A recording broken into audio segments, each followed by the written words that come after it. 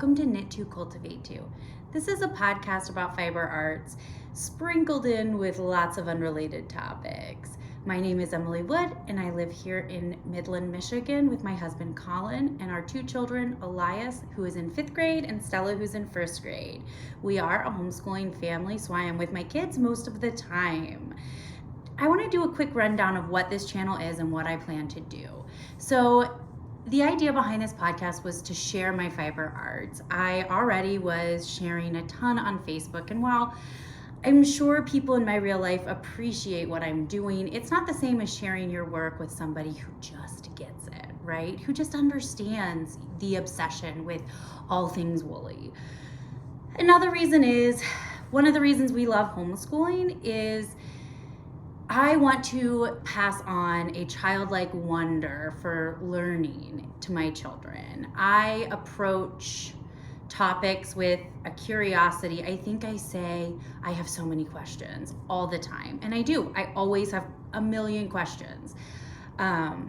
And I want to pass that on to my kids. And so the second half of this podcast will be more about what I'm learning, what I'm doing. So that could be artistically related, such as a pottery class I'm planning on taking within the month. I'm trying to find a group of a certain size, which is putting it off at the moment, but it only needs at least 3, so I don't think it'll take long.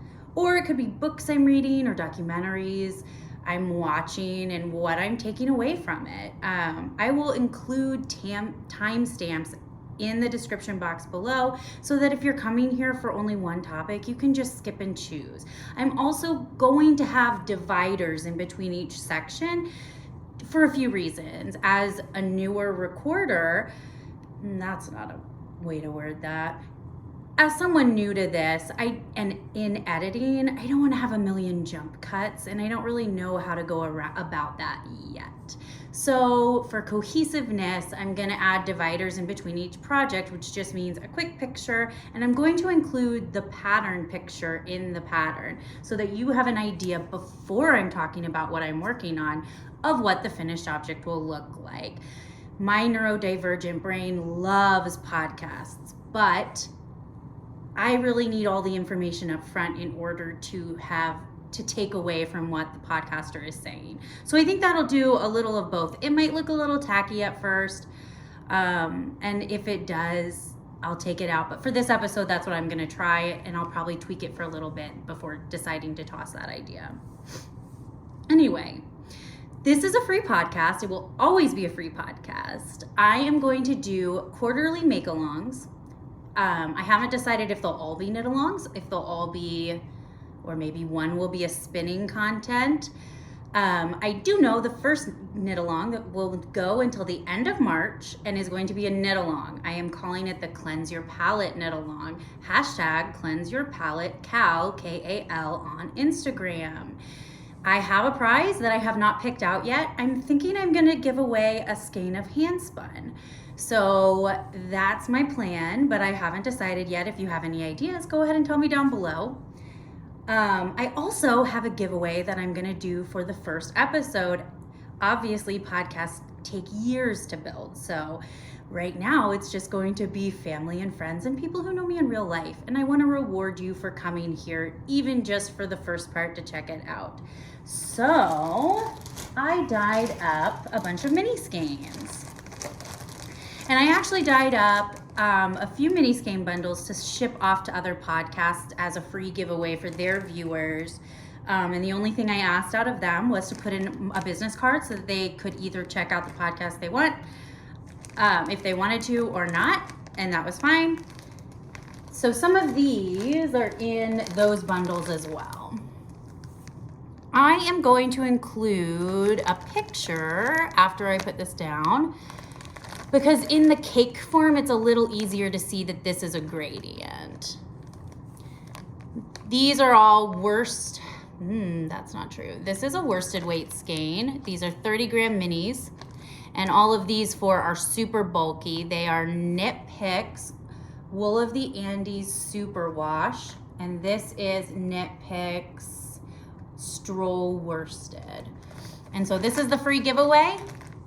And to enter the giveaway, all you have to do is answer the question, What would you be doing if it weren't for imposter syndrome? Down below in the YouTube comments, and I'll draw from that. The reason I chose this was because this is my answer. What would I be doing if it weren't for imposter syndrome?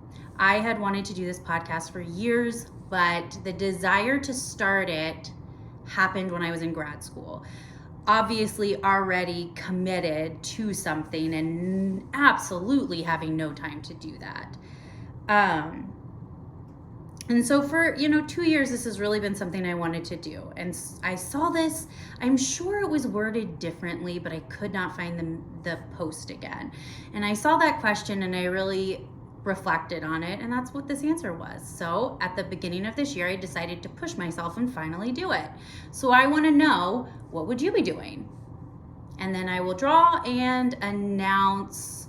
I will not, I'll announce on the second episode, which will be 2 weeks from today. So I am recording obviously in advance, but it is this episode is releasing on Sunday at 2 p.m.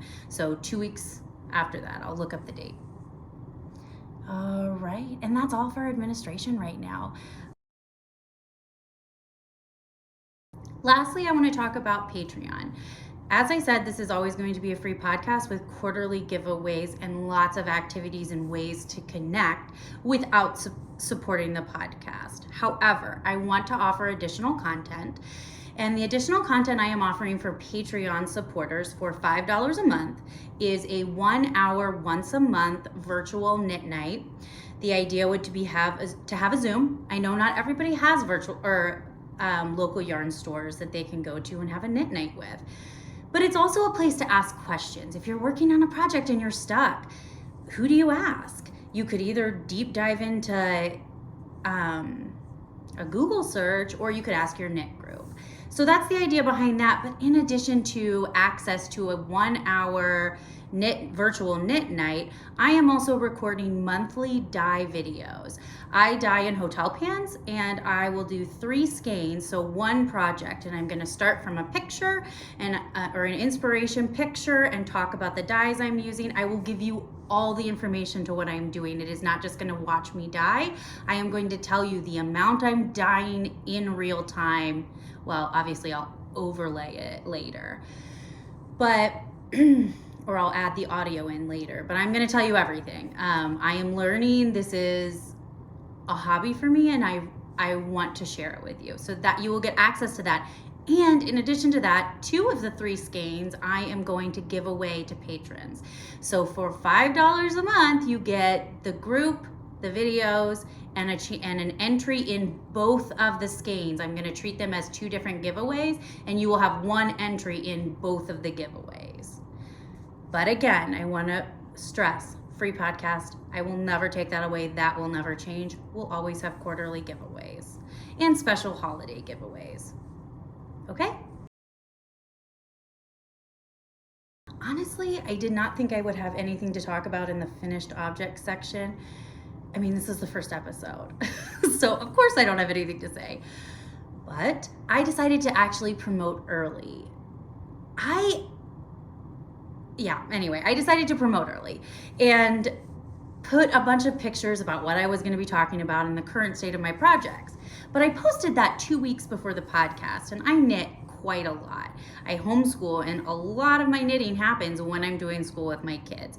I am one of those people that has a knitting bag under their arm or a spindle as I'm walking around the house. But I get a lot of knitting done. And so 2 weeks is a long time. So I actually have finished objects since then. My first finished object is the Frida headband by Emily Louise. It's a free Ravelry pattern. It's just a simple twisted headband ear muff. This is yarn held double. I got both skeins at a Piece of You in Bay City, Michigan. I do not know the yarn base, the fingering weight yarn, which is what's giving you the color, the variegation. There is some lime greens, a teal, like a blue, and then some pinky areas. And it's held double with pale pink mohair. And it's amazingly soft and ridiculous. And I had a ton of yarn left over because it's very small. So I also made a baby version. It's not a baby version, it's a 6-year-old version.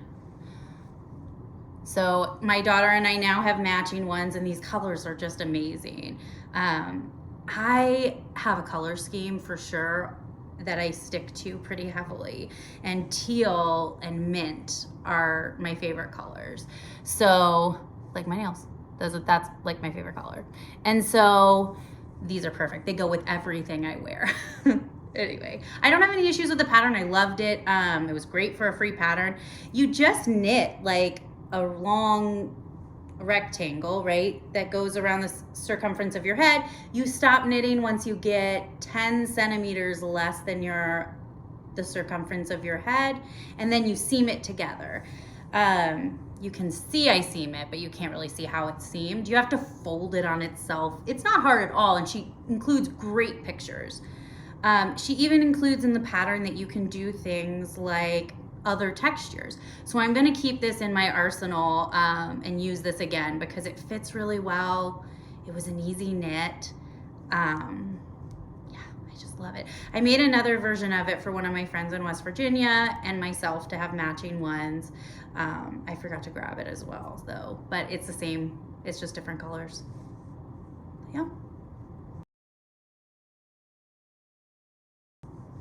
All right, and my last finished object is a pair of Rose City rollers, which is a free Ravelry pattern by Mara Catherine Briner. They are heel flap and gusset, ankle socks with a rolled cuff. I knit these out of Knit Picks Felici in the Punch Bug colorway. I can get a pair of these out of a one 50 gram skein if I knit the medium size. And then this is also my go-to pattern for my kids because the small size fits them pretty well. They're a tiny bit big in spots, but I want them to be able to grow into them. So yeah, this is my go-to sock pattern, and it's my pattern that I take everywhere with me. I have a fixed circular dedicated to socks. So I always have a pair of, actually I have a fixed circular dedicated to vanilla socks. So I always have a pair of those going so I can grab them and run out the door. So my other, thought-provoking or projects that take brain space are not dependent on if I have vanilla knitting. Okay. The first project on my needles is the Novice Cardigan Mohair Edition by Petite Knits. It's about $7.15 US, and it's on Ravelry. And I am using Barocco Ariel, which I got at a Piece of You in Bay City for $15 a skein in the color 3433. It's this really pretty rust. And you hold the mohair double, and I am so impressed. When I started this, I really just thought, oh, I don't know how this is gonna work out.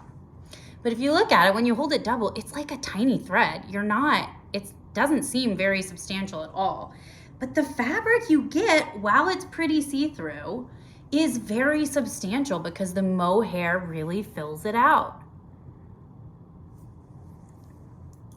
I love it. I also love, you can see if I hold it up this way, you can see kind of the lines along the yoke where the increases take place.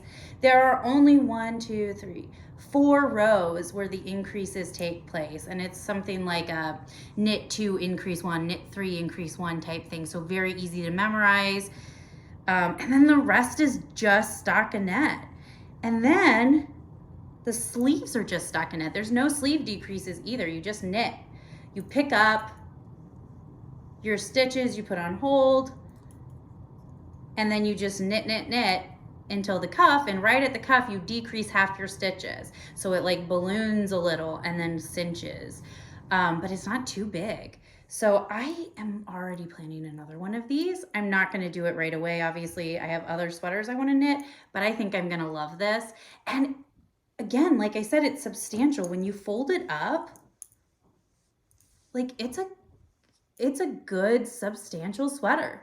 I'm really impressed. The pattern's great.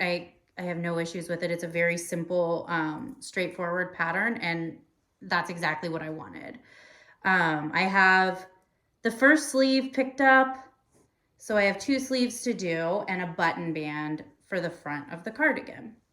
And I also haven't decided what buttons I'm going to do with it. So keep in mind, this is 250 grams of yarn. It is very lightweight. There's like nothing to this. I mean, this isn't 250 now. When it's finished, that's how much yarn I got. So it's like 2 or 3, it's very lightweight.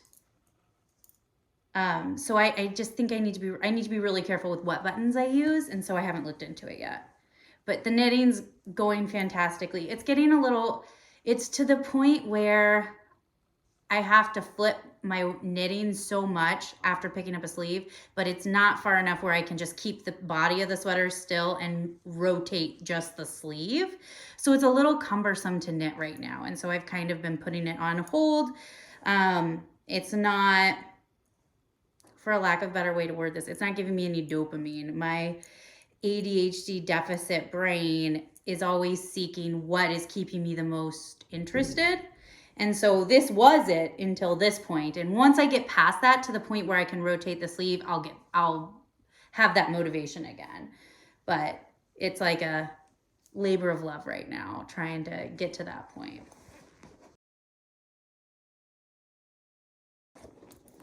And so while I'm avoiding my novice cardigan kind of, or, begrudgingly working on it, I've been working on Pink Sky at Night by Margaret Stoffager.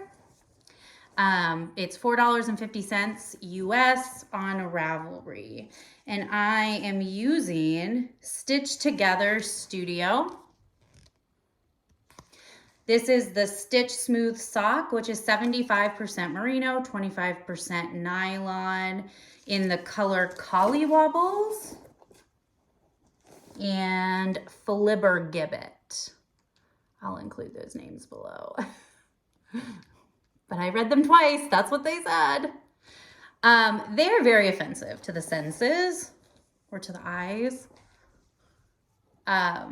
It's a very simple asymmetrical shawl, which means that you only increase on one of your sides as you're knitting back and forth.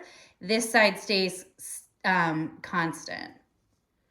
My stitch counts are terribly off, and I have read the pattern 4 or 5 times, and even there's one thing that I'm not 100% sure I did, but I'm still like 95% sure I did it. And even if I had done that wrong, it wouldn't explain it. So, but the good thing is it doesn't matter, because you always start the beginning of the round at the side that doesn't end. So your stitch count starts at the side that always ends, so your pattern is always going to match. It just might not have as much length on this side. So it's not going to mess up the shawl. The only place I can think about it is these straight sections, but I counted, so I don't know. Regardless, it's a good pattern. I like it a lot, and it's easy to knit. This is supposed to be the outside. My idea for this was that it would be a really good one in the winter, like with black leggings and maybe like a bomber jacket. And I like the opposite side too, when it's stretched out. And I don't know which side I prefer. And I think once it's blocked out, it'll be less offensive. And again, I want this to be the only pop of color in the whole outfit. So I think it'll be okay in that setting. And if not, I can always gift it. I know I can find somebody that would like it. But these were actually skeins of yarns that I saw. I think I saw this one and had to find something that went with it. Yeah. But this is getting a lot of attention. I would say this is the project that I'm enjoying the most right now. It's super easy to color brioche. And if you've it's just super easy and easy to memorize. And you do something on one row, then knit like 3 straight rows almost. It's in brioche, so I know that's not correct, but it's interesting, but also vanilla. So I can do it while I'm watching TV or playing a game with the kids or something like that. So I'm really enjoying this one. All right. Lastly, I just have another pair of Rose City rollers. And this isn't even like worthy of showing you because I literally have cast on stitches. This is all tangled up too. And not even joined in the round yet. So yeah, I need to get those started so I have a project that I can leave in my car. And like to go knitting. But other than that, they're obviously not very far. All right, so the first spinning project I have is on my Heavenly Hand spinning wheel, which is an electric wheel. I cannot remember for the life of me which wheel I have. I need to look it up. I was trying to figure it out, but they came out with a new wheel right when I was buying this, and I can never remember which one I landed on, regardless. I'm spinning for the pattern Brioche Hearts Shawl by Anna Kailelen. I'm not sure if that's how you say her name. $7.10. It's a brioche pattern. You start off with garter stripes. It's an asymmetrical shawl. And then there is a brioche pattern section at the top, at the thicker section, and it is hearts. It's really cute. So I'm spinning the main color yarn from Malabrigo Noob Roving, I think Cereza. And this is what it looks like. And then the background color is going to be this black merino. So it'll pop this variegated red and pink will pop a lot, I think. Ooh. So the spinning's going well. I'm spinning it on my electric wheel. Really the only thing I love it for is plying. I love it for plying. And my default draft is short forward, a worsted drafting technique. So pinch and draft, pinch and draft, pinch and draft.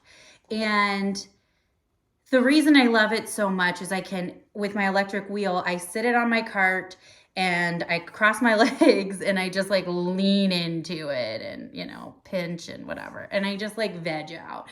So I don't have to think. It's very repetitive, or I don't know, I just kind of get in a groove and I really, really enjoy the meditative part of that.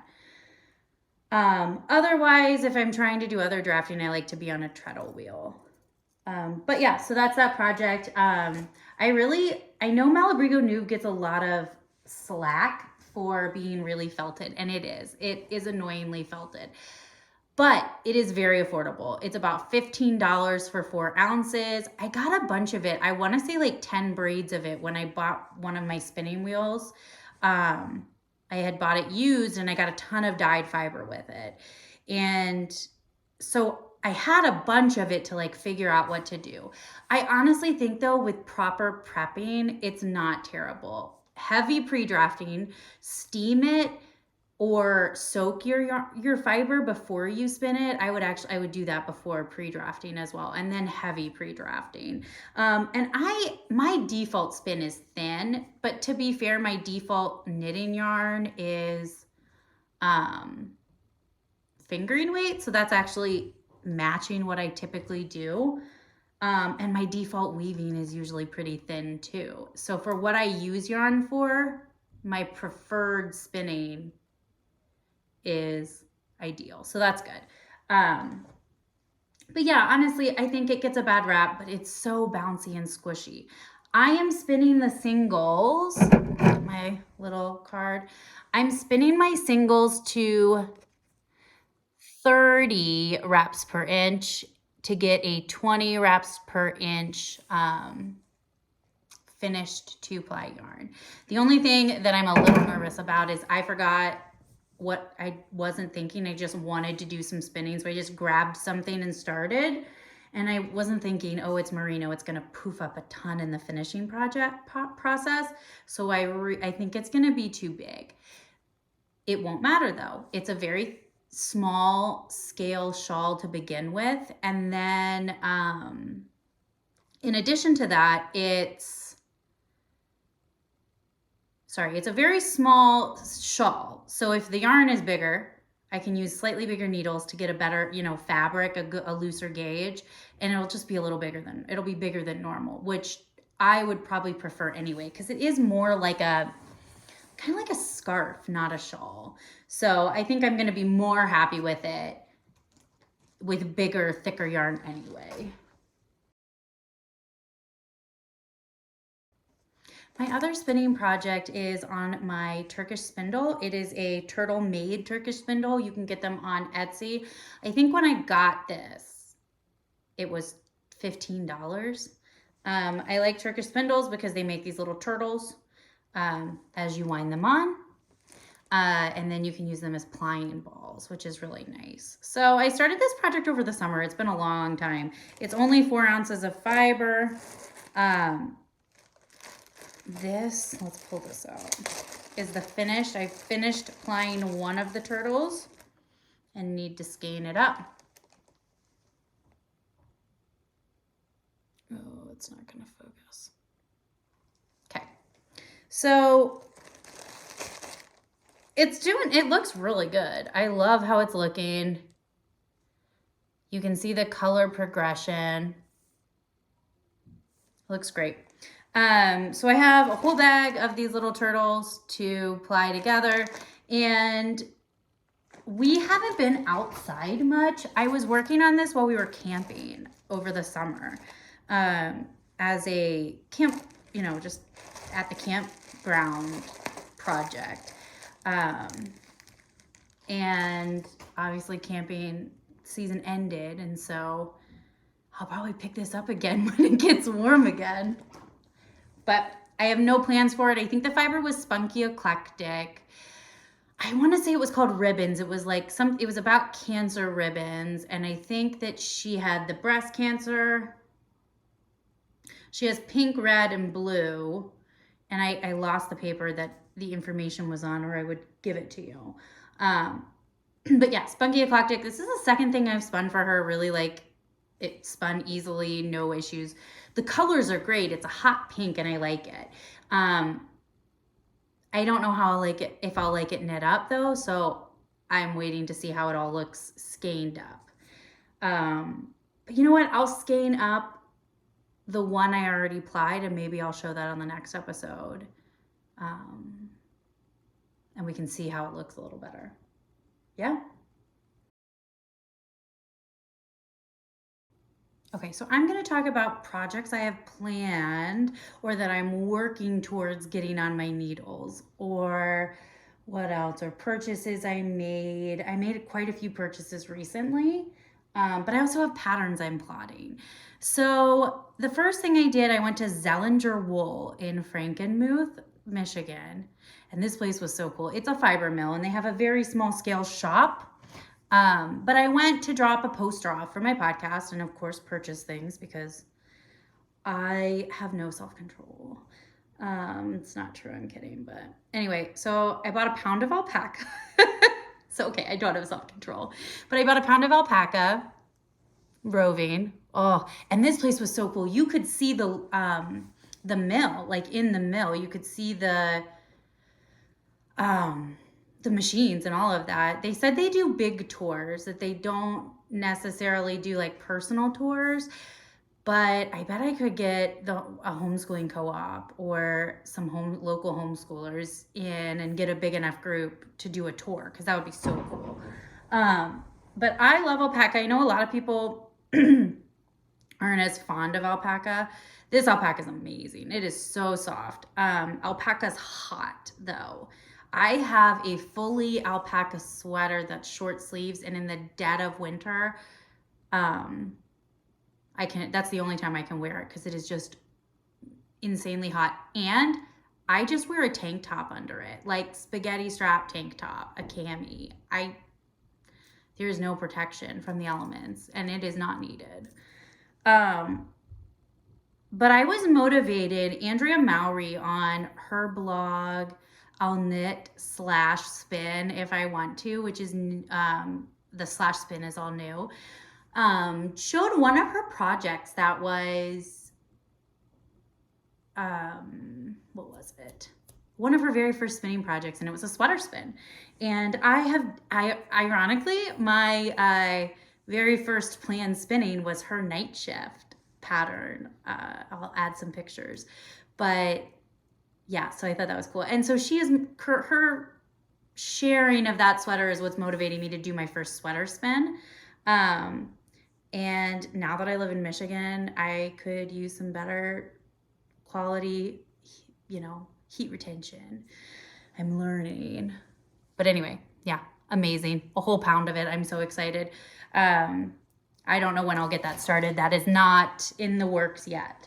The second thing I got there, they had these wheels of mixed breed. I asked, it wasn't listed. It's just mixed breed, but it's so soft. And it is pencil roving. And this is 6 ounces and it was only $10. So I got 2 of them and I'm not sure what I'm going to do with them yet, but I'm excited. And I'm going to practice woolen drafting. So that's my plan on that. It's kind of more educational versus for a project. But I'm super excited. Very, very soft. Anyway, regardless, if you are local to Frankenmuth, Michigan, this place is awesome and I highly recommend it. They have really cool stuff there. And it looks like they have some of their wool shipped off because they have like their own brand of socks that are like not hand knit socks, but commercial socks. So I don't know. I had a blast there.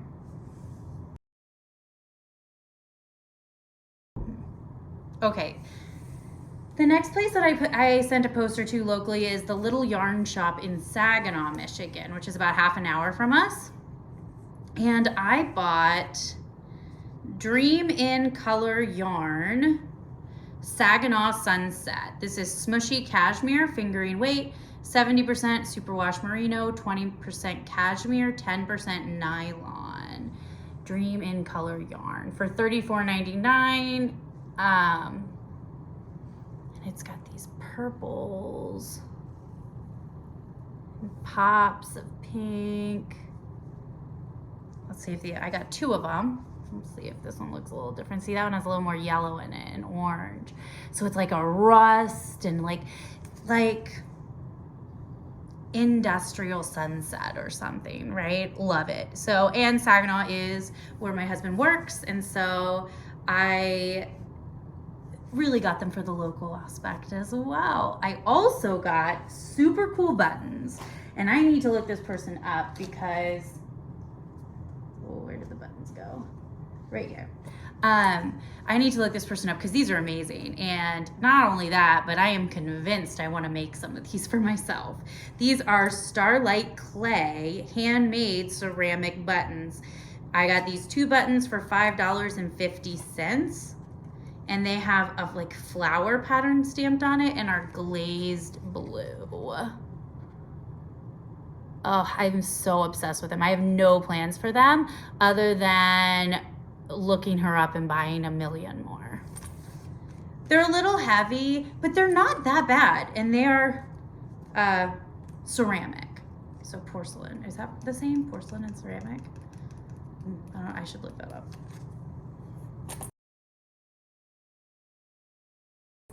All right, and then I went to A Piece of You in Bay City, which I've mentioned a few times, and I got the Wool Stock Bundle by Blue Sky Fibers. They just came out with 2 new ones, and they only had one of them in stock. I love these. Let me show you the one I got first. This is, they're $37.50. It's 21 mini hanks, and does this have a colorway on it?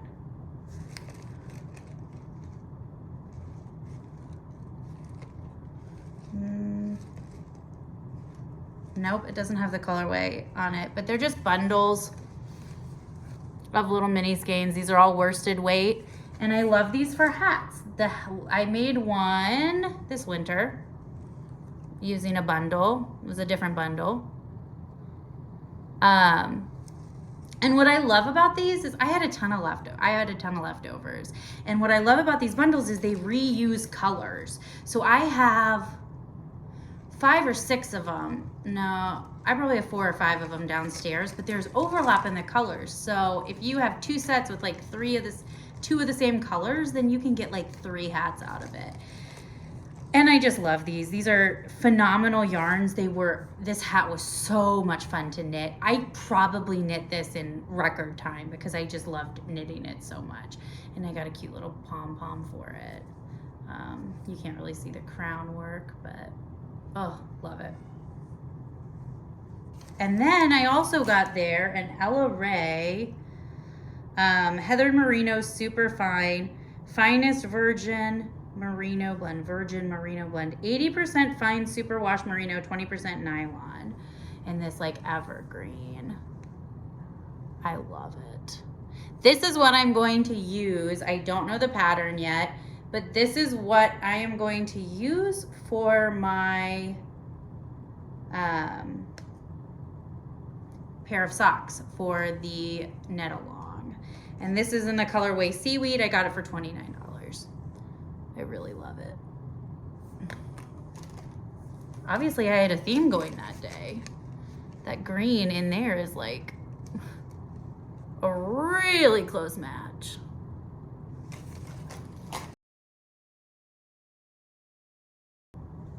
And the last thing I got was from Stranded Yarn and Coffee here in Midland, Michigan. It's a newer yarn shop. I think they opened in the summer right before we moved here. And I got 4 balls of these at $10.99. It is Plymouth Yarn Avita, 75% baby alpaca, 17% lurex, 10% nylon. And it is like, I don't know if you're gonna be able to see. Oh yeah, you can see that sparkle. Oh. So the novice cardigan had me thinking in the store, oh, I could use this yarn instead. But that's not gonna happen. So I need to figure out what I'm gonna do with this. I was off on what I was thinking. And this is supposed to be, oh, you know what I might do? I think I thought about this. I did my math wrong, which should shock nobody that knows me in real life, at all. Always question. No, I'm kidding. Anyway, so Plymouth, so I think what I'll do is knit a sweater that's smaller than what I wanted, and then it'll be bigger because it's bigger yarn at a bigger gauge. So I'll do some math and see if I can figure out a way to use it. I think these are 50 grams, yeah.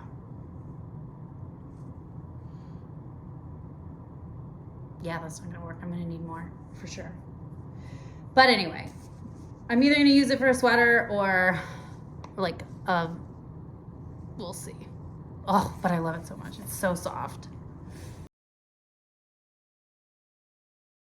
Okay, so the next thing I have is plotting for a gift knitting, for some gift knitting. One of my dearest friends, she used to be my neighbor for years, is having a baby. And I dyed yarn for a baby sweater. This is the Sweetums sweater by, I want to say Karen, C-A-A-R-I-N, Corinne, I don't know, I'm sorry, Karen. I will have a link. $7 US. It's a cute little cabled baby sweater. And I dyed, it calls for DK weight yarn. I dyed its Hawthorne DK from Knit Picks in this deep mauve. And it's kind of tonal. I don't know if you can see. It's darker than my sweater, but kind of the same. Yeah. So I have 3 skeins of this. These are 100 grams. I'll have extra, which is nice. And I have not gauge swatched for that yet.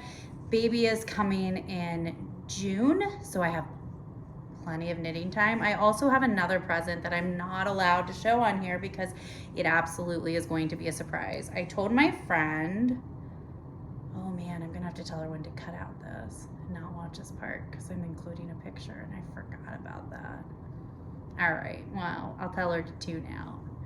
But I told her she could see the color of this and that was all she got.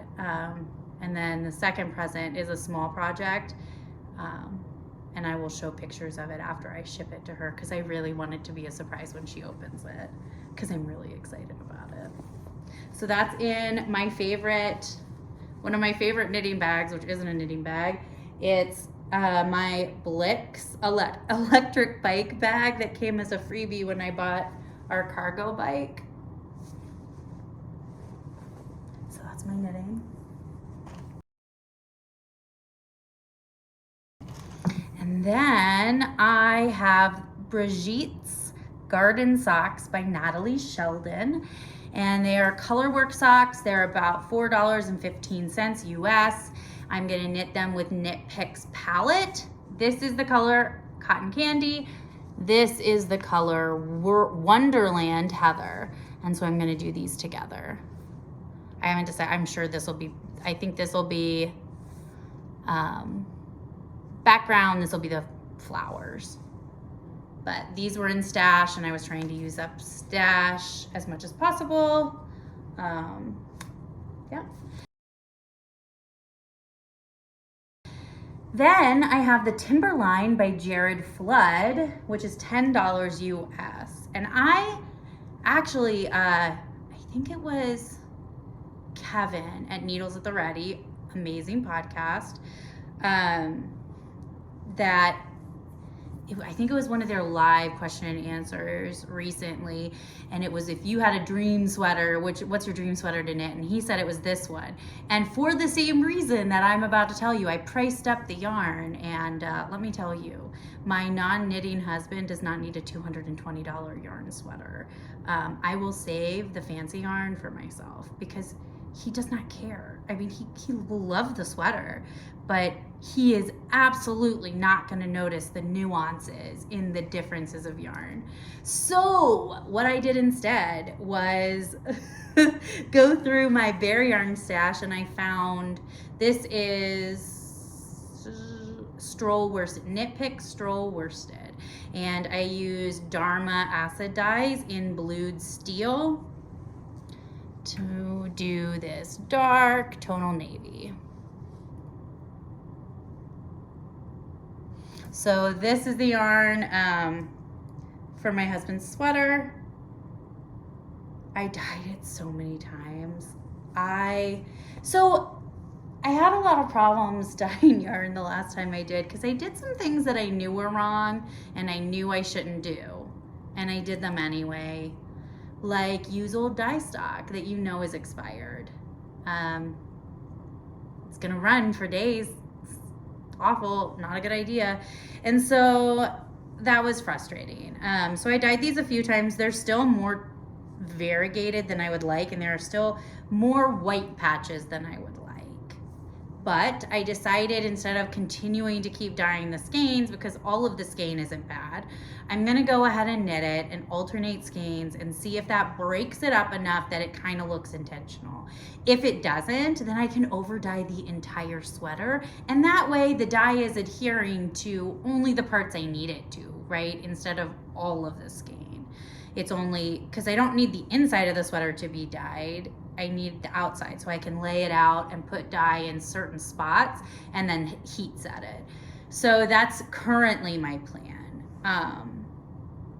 But he'll love it.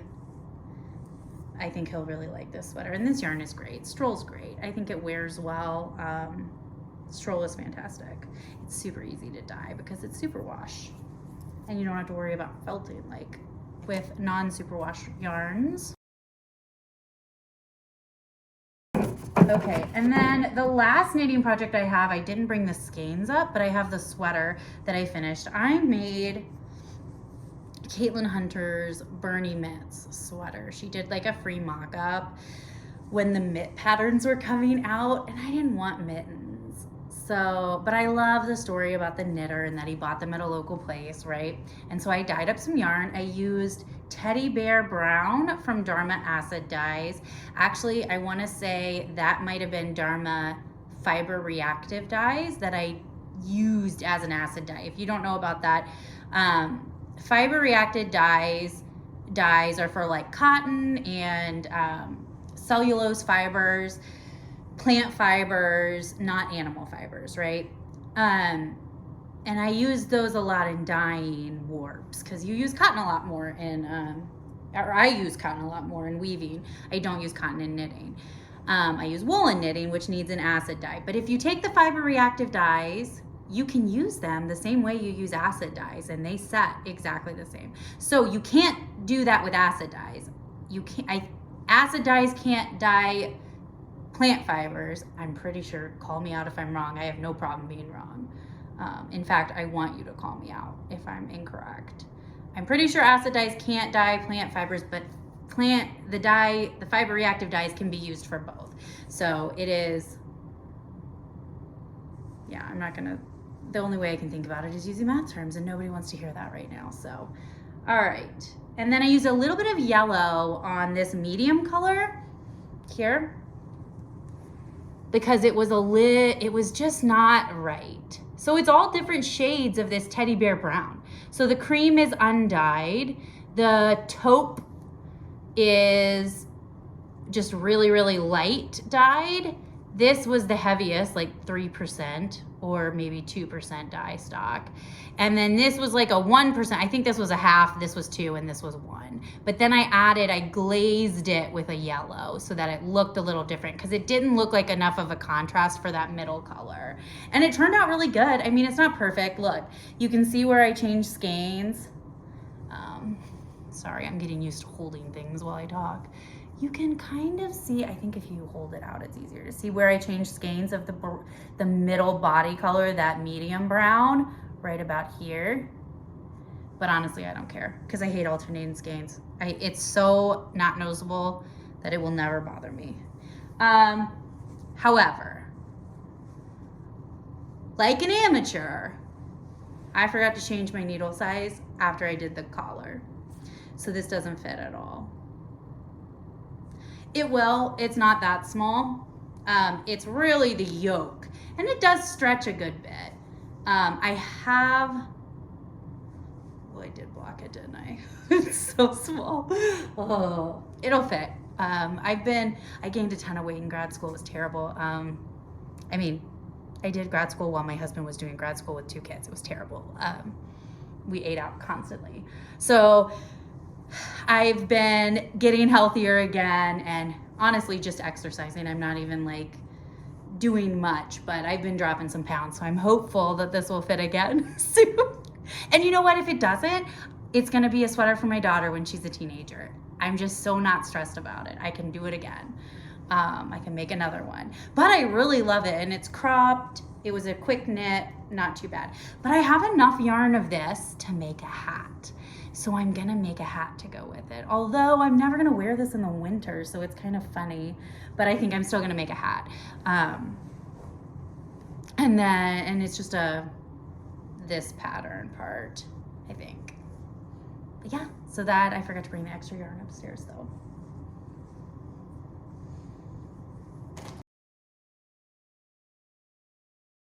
Last planning project.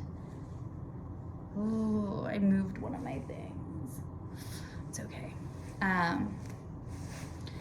The other day, okay, so my kids are bigger in age. Let me take it back a step. My children are a little bigger age gap. Our first child we had pretty early. We were 22. And then we waited 4.5 years to have our second child. So sometimes there's a little bit of conflict based on age difference. But one of the things that my kids do really well together, they got into play fighting. I don't know how to word this. Like, you know when you learn how to fight for stage acting, stage fighting? Is that what I should call it? Stage fighting. That sounds somewhat right. stage fighting. So they love it. And we'll like record videos of it or like practice. One time they were practicing at the beach and I was like, guys, they're really not fighting. Don't worry. Somebody was like being a little critical. But they do that a lot where they're pretending to fight, but they're not actually hurting each other. And it's all about the skill. You have to have, it's about making it look like you're doing it. We're also Harry Potter fans. And one day last week, I heard somebody upstairs scream Alohomora. And while they are unaware that that is not a defensive spell, I thought they needed some Harry Potter gear to use in their pretend play. And so, sorry, I think my mailman's here. Or my husband, I'm not sure. I don't ever know what his schedule is. But anyway, so I thought they needed invisibility cloaks and wands. So the wands are going to be made out of, I found a free pattern on Ravelry. It is, let's see. I wonder, I have notes, guys, because I also have terrible memory from ADHD. Harry Potter Wand by Stephanie Picorni. It's a free pattern on Ravelry. I am using Lion brand. Is that what it's called? Lion brand. I don't go to Kohl's at all, or to Michael's to buy yarn that often. But yeah, Lion brand. That's gotta be it, right? Oh, I feel like an idiot not remembering this. It's like one of those things that you're supposed to know, and you know. Ugh. Anyway, but it's 24/7 cotton, and it's a 100% mercerized cotton, which is a fiber processing, a post-production processing that they do to fiber to add luster and strength. It increases the strength and the tensile strength. But anyway, it's really soft and nice, and I think it's going to make a great yarn wand. They're not crazy. It's not a crazy pattern, so I'm really excited about it. And they're fabric, so, and they're like going to be stuffed. I did think this was a little funny because it told us to have like a chopstick, and I was like, why would we need a chopstick in the tools needed section? And it was to like shove the stuffing down this small diameter tube, and I'm like, wouldn't you just use a knitting needle? And then I realized, oh, this is a crochet pattern. Okay, all right, I see. I just was thinking, oh, it's a knitting pattern. Everybody has a knitting needle already. No, never mind. But they're super cute, and I think I'm really excited to give them. Also, because if somebody, like with the Wii remotes, you have to have the wristband so you don't chuck it at somebody. Like, if you accidentally chuck this at your sister, no one's gonna care. So I'm excited about those, and they'll have fun with that. They were pretending to duel. They need to practice which spell is what, though, because their Harry Potter trivia was, let's just say they would not beat me at Harry Potter trivia. Okay, and this is the invisibility cloak fabric I got at Joann's. It's like a decorative, oh my gosh, it's so sparkly. I love it so much. Yeah, so they'll like it. It's perfect.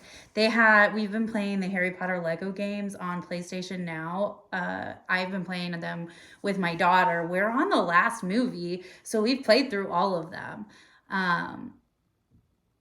And the invisibility cloak in that is like black like that, so they specifically wanted that. Although, I know my kids, because I was in that store thinking, you know what? I was debating, do I get the black like in the game? Is she going to be mad at me because I didn't get the one that's in the game? Or is she going to be mad that I didn't get a pink sparkly and a blue sparkly, since those are my kids' favorite colors? Regardless of how hard I fought against gender norms, I have a child that prefers light pink and cyan blue. Those particulars too, like not just blue and pink, it's specifically light pink and cyan. I love them. They're so funny. But and they can like whatever color they want. I just think it's really funny that's how it panned out. I kid you not though. I debated. I went, you know what? I think she's gonna be more mad if I don't have the one that's like his, since this is pretend play. Nope. Was not correct. I mean, she wasn't upset. She just was like, oh, you could have gotten a pink sparkly one. And I was like, oh, I could have. You are correct. Because she definitely means it innocently. Like, well, were you aware of this? I was. I heavily debated it.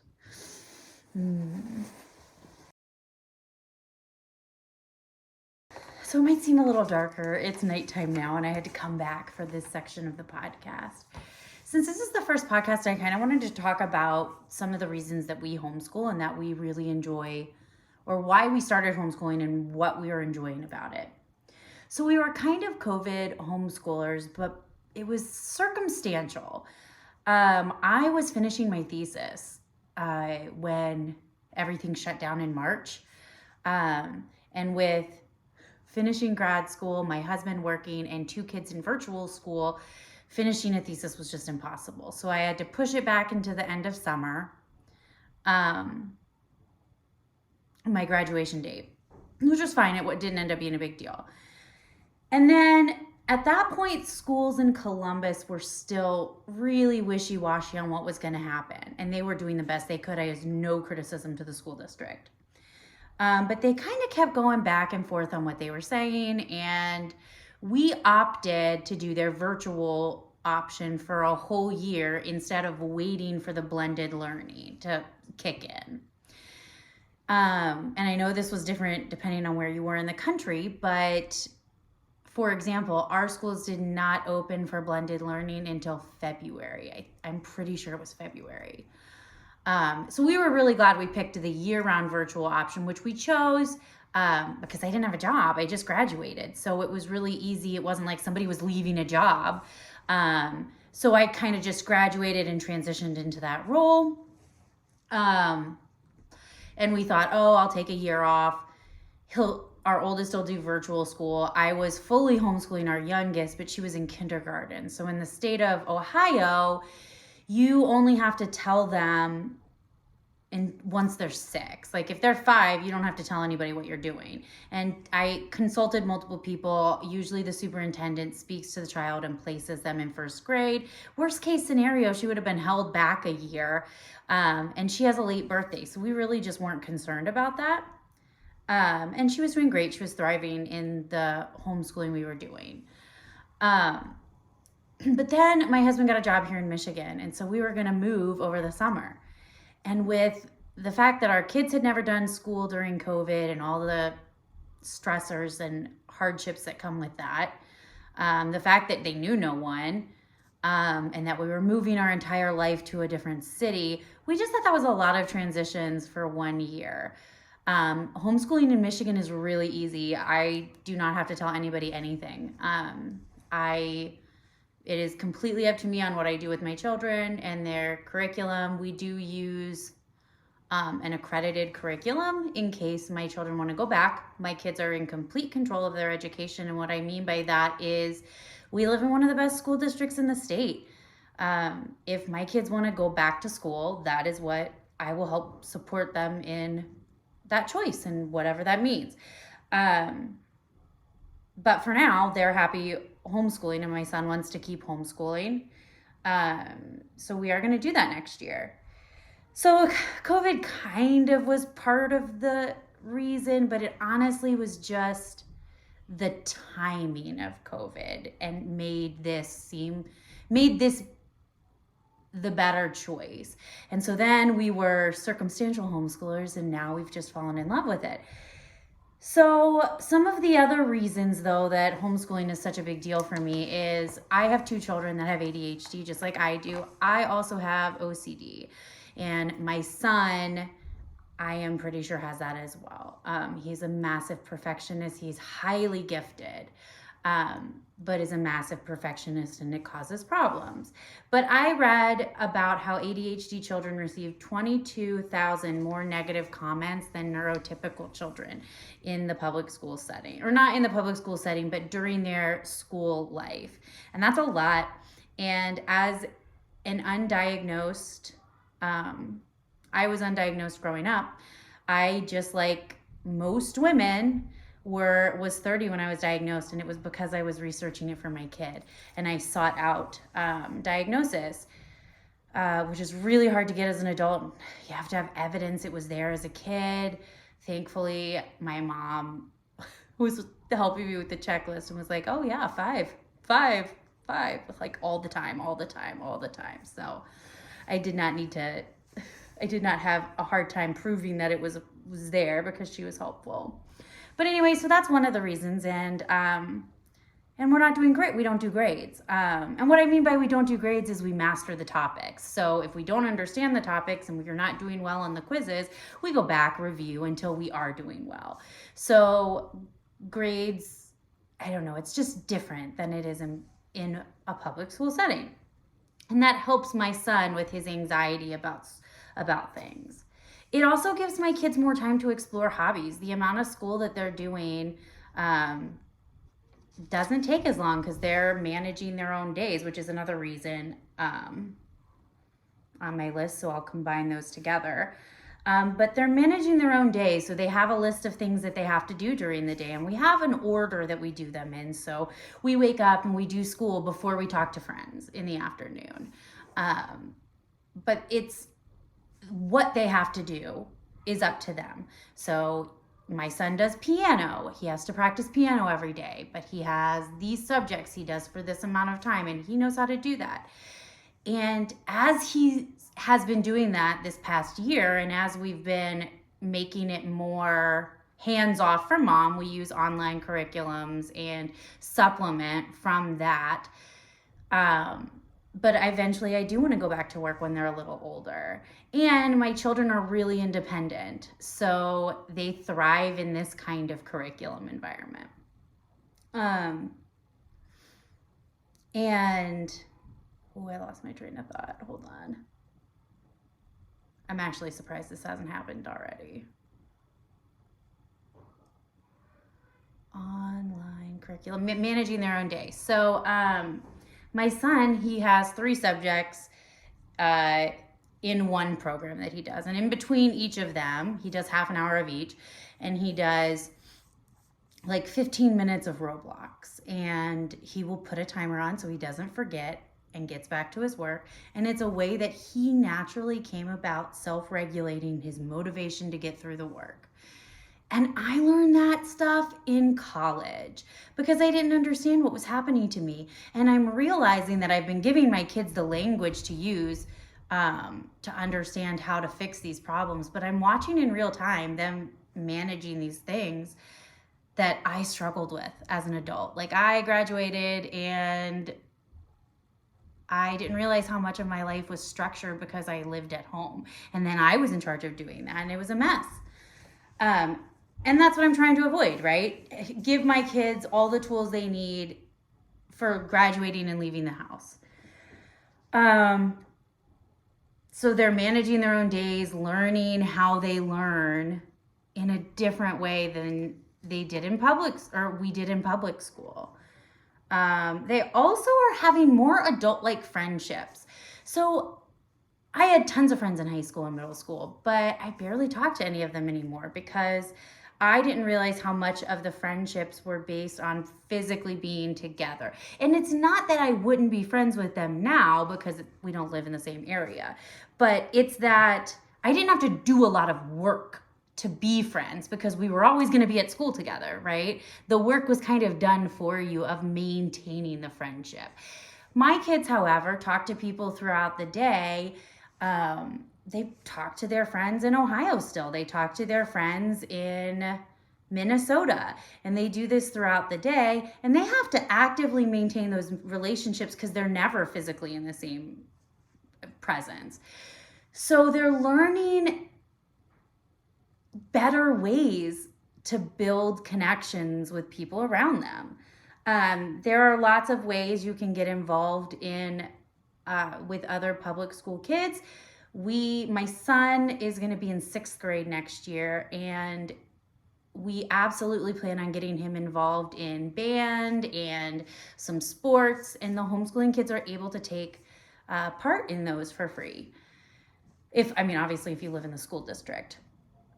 And a friend of mine made a really good point about how they had a friend in, I want to say she was talking about softball. Okay. She had a sport she played, and there was a girl from another school that played with them because their school didn't offer it. And they never thought anything of it. It was just a friend of theirs that they only saw during that sport event. So, you know, they fit in. My kids are very social, and my son will make a friend anywhere. Always has been like this. So I'm not at all worried about their social aspect. And yeah, that is not, or their social health, their social, I don't know, their mental health is fine. They are getting plenty of socialization, but the kind of socialization they're getting is different. And I think that there's value in being aware of how different how friendships are made in high school versus once you're an adult in the real world. Yeah, so that's kind of why we started homeschooling. We're still really new at this and we're kind of winging it. This section is really not going to be all the time. It's just going to be hit or miss here or there if we have anything fun. A lot of the times it's not. We do a lot of stuff outside. We go sledding. There's an ice skating rink near us. We hope to do some cross-country skiing. We've never really been able to do that. This is our first real winter. Columbus didn't really get that bad ever. So, and then we're originally from West Virginia, so even warmer. So yeah, we're hoping to get into more of that stuff. And so we don't always go out for field trips or educational stuff. Sometimes it's just like physical activity. So we'll see. This week we are going, tomorrow actually, we're going to Grand Rapids. I have never been. I don't think my husband's ever been either. And yeah, we're really excited. We are gonna do a field trip there, so I should have some stuff for next week to chat about. Yep. For the personal learning section, I'm gonna start with some of the crafting stuff I wanna learn, and I'm gonna end with books that I'm reading, but I'm not really gonna touch on them because I don't think I can do them justice at this time. But the first thing is I signed up for the School of Sweet Georgia recently, and I've been watching some of the spinning content. I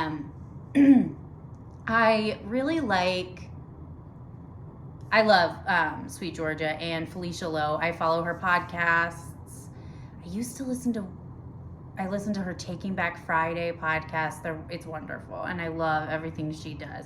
School of Sweet Georgia is great, but she talked about a dye garden, and there is a woman who naturally dyes, and she did a bunch of videos and then talks about planting a dye garden, which I would like to do. And I have the space for that, so that's one of the topics I'm really excited about on that. So I've been watching those videos.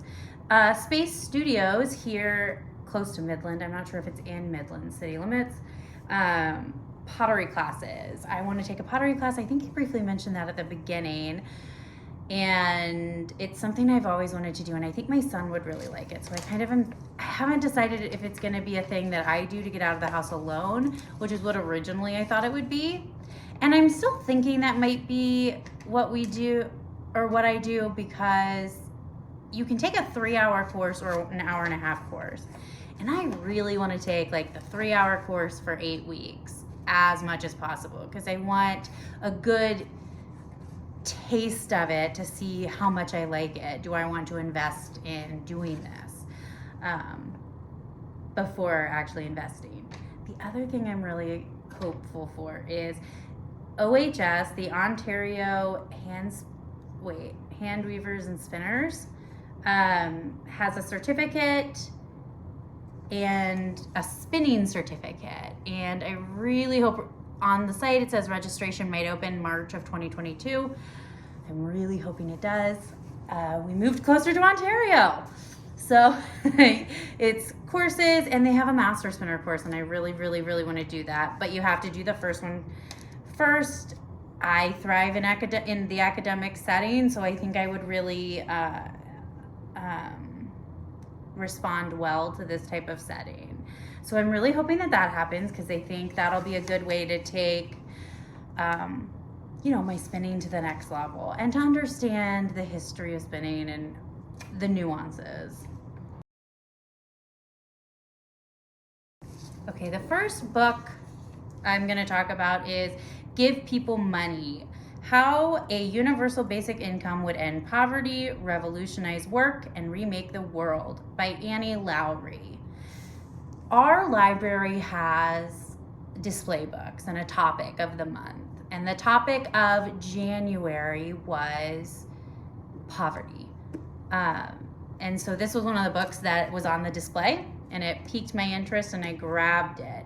I have only read the introduction to this, but I love it. I have already written down so many notes on things I want to look into further, or that I'm hoping that she brings up again.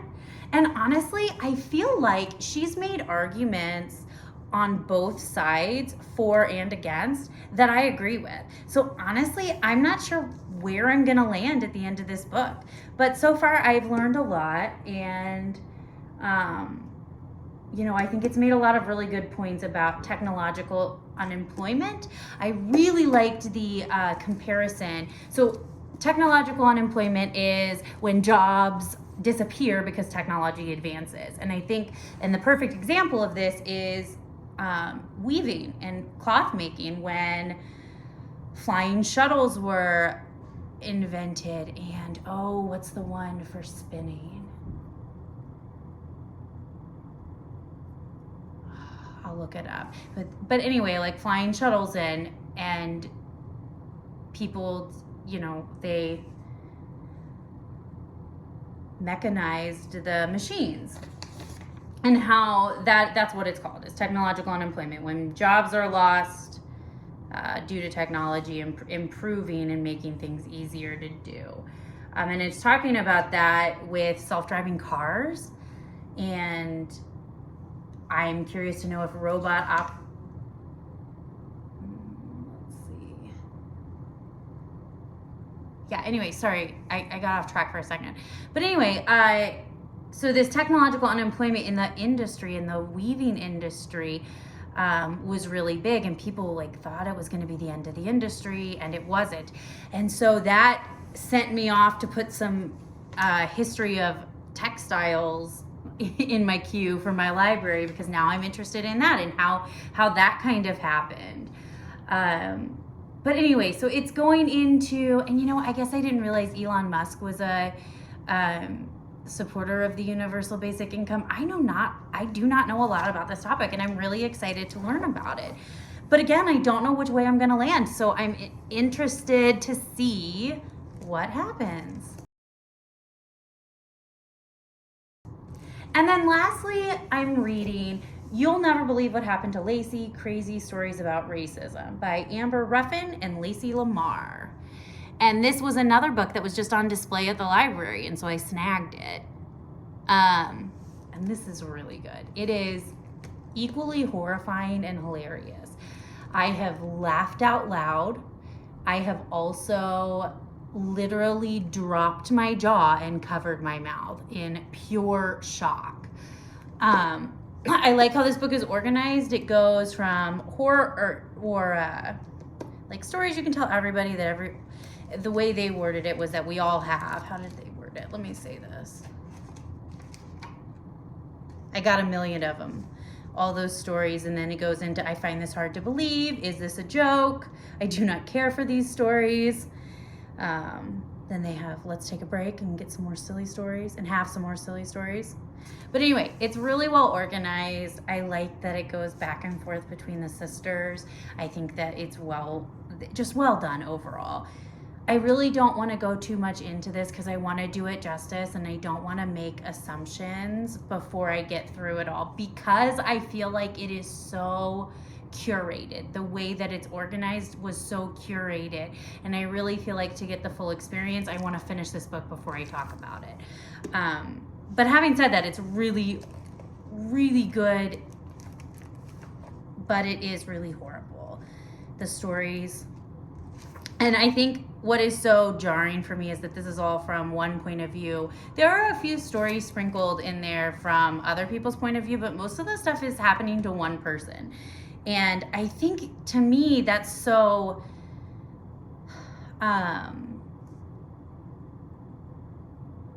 powerful. That was so powerful because you're seeing the sheer amount of racism that one person is dealing with. And this doesn't happen in a small town. This is happening in Omaha, Nebraska. So I think I heavily recommend this book. When I had looked at the back, it had some good recommendations, and I saw it and thought, man, this looks like I should read this. So those are the 2 books I have. Yeah, and that's all I've got for this week. So thank you for joining. This is the first terribly awkward episode. Yes, I am this awkward in real life. Yes, I do make this little eye contact in real life. I'll put a disclaimer at the front, but I'm a neurodivergent adult, and this is just really how I exist and interact with people. But thank you for coming, and I hope to see you guys in 2 weeks.